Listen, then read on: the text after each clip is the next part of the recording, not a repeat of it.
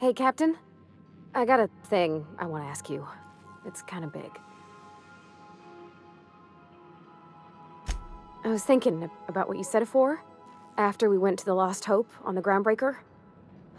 I reckon you're right. I think I'm ready to stop fretting and fussing and ask Junlei to go steady, straight out. And I'm thinking of doing it here, on the ship.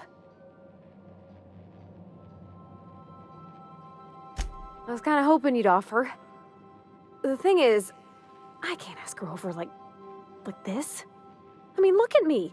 I'm all covered in engine grease and I ain't showered in nigh on a week. I smell like sweat most days and, well, don't look too close at my fingernails. I was thinking, hoping, we could stop by Groundbreaker for bath supplies.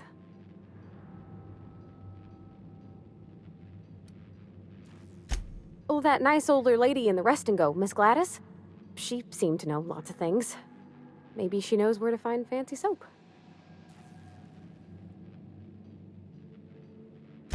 I mean, only if you're not busy. Or when you're heading through Groundbreaker for something else. You don't gotta change plans on account of me. Anyhow, next time we dock in Groundbreaker, let me know. 'Cause I want to come with. I think I got just the thing, my dear. A few years back, Auntie Cleo's put out a home makeover kit, and I snagged a couple for myself. High-grade shampoo and conditioner, scrubby brush, a nice lotion, that sort of thing.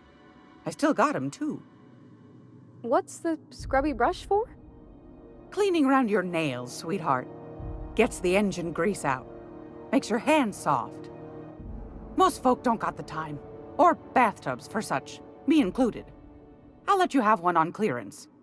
You want rosish, mock apple and cinnamon, or refurbished ship?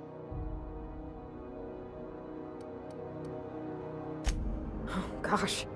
We never talked about what kind of smells she likes. I think pretty much every spot on Groundbreaker just smells like old socks. It comes down to what sort of intent you got. If I was looking to do a spy job over in engineering, I'd be safe with refurbished ship.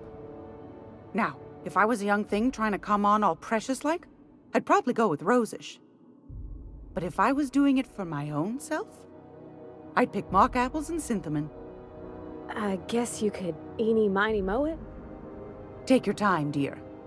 A lady's scent says a lot about her. We didn't have anything rosish in Edgewater. I heard it smells real pretty, though.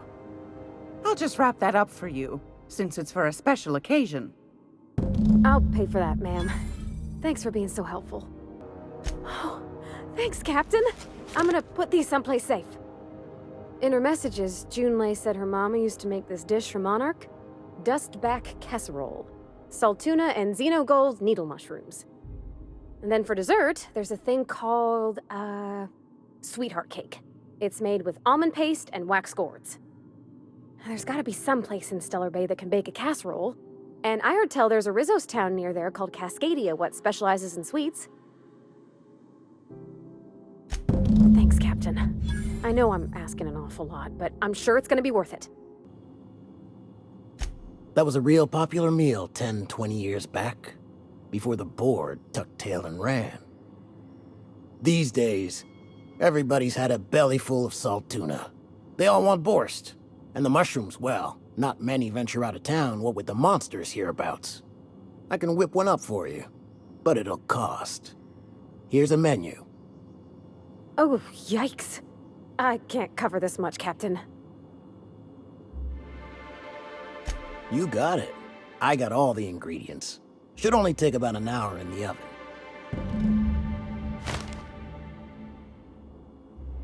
There we are. Now, if you don't mind, I really need to take a leak. My belly's gurgling just to smell it, Mr. Raymond. Thank you so much. A pleasure to help such a charming young lady. Aren't those cakes just about the cutest little things you ever seen?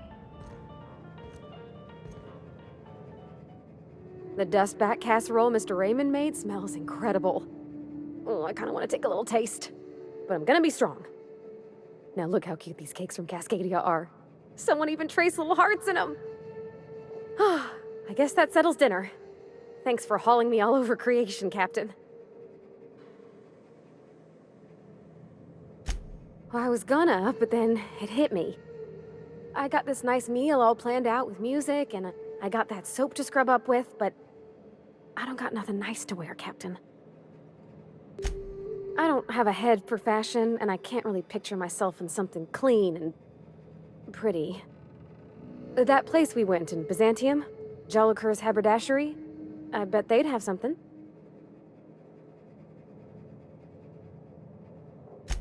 Thanks, Captain. I know I've been asking a lot, but you help me out every time. You're the best. You don't gotta be so forward about my reasons, Captain. Let me get a good look at you. Turn around, please, darling. My word. Such muscular shoulders. You're a vision, dear. I am no such thing, ma'am. Nonsense, you're absolutely lovely. Chin up now. I have just the thing for you. Let me do a back-of-the-envelope calculation. Materials, labor, licensing and copyright. There.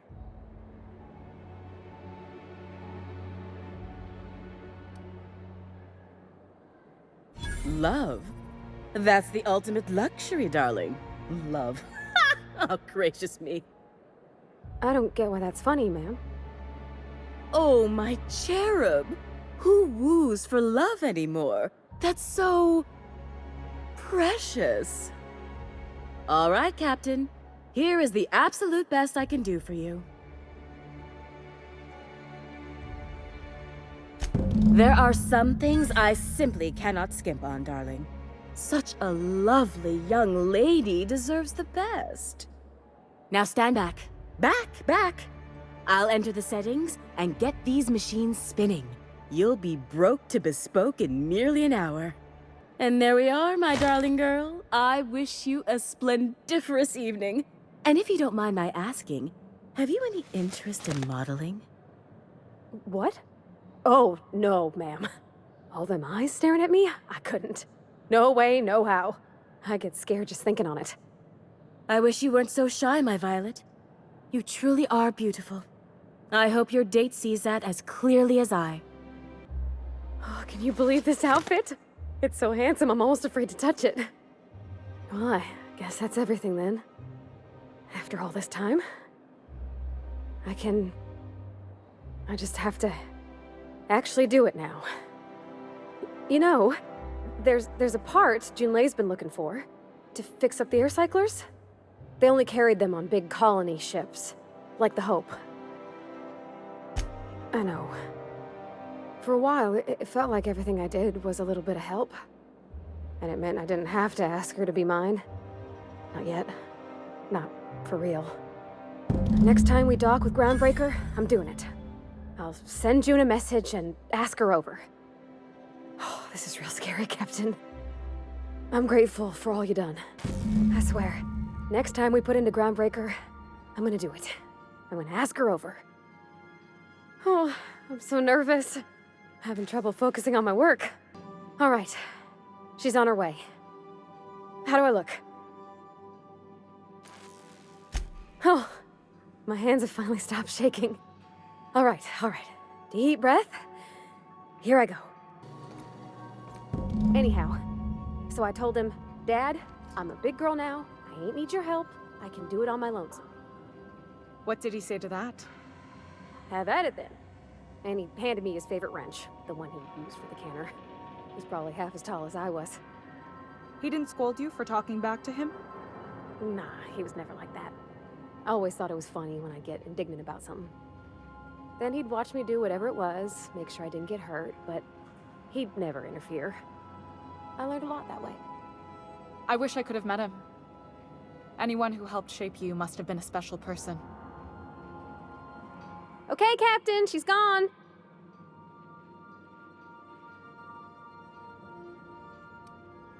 I feel like running laps around the cargo bay. So she got here, and, well, she sneezed. She said, wow, new soap? And I was like, yeah, rose-ish. Turns out it tickled her nose. Oops. And then she just sort of touched my arm real gentle-like and called the cut of my outfit elegant. I couldn't hear the rest on account of my heart was beating so hard. Then I led her into the kitchen, I think she about cried when she saw the spread. She stood stock still and just said, "Oh, real soft." Oh, and let me tell you, I was sweating. And then she blinked and said, "Is that dustback casserole?" I told her how we got Mr. Raymond to bake it for us, so it was double authentic. Made by a real live monarch person. Well, we talked a bunch over dinner about the things we learned just through messages, stuff we repaired, how I taught her to salvage and she taught me to build. When I brung out the sweetheart cakes, June, she got a little teary, said she had a thing she needed to say. But I stopped her because I wanted to say it first. I never felt so bold, Captain. One of us has got to be. We're both... June's so reserved and I'm so shy. I worried if I never said anything, nothing would ever get said, you know? I told her about how she made me feel. Bold like I acted, strong, smarter and kinder than I am on my lonesome. I listed all the things I liked about her. And then she pulled out a paper and read a speech. She talked about the things she admired about me, like my cleverness and my humor, and how it made her want to be more open.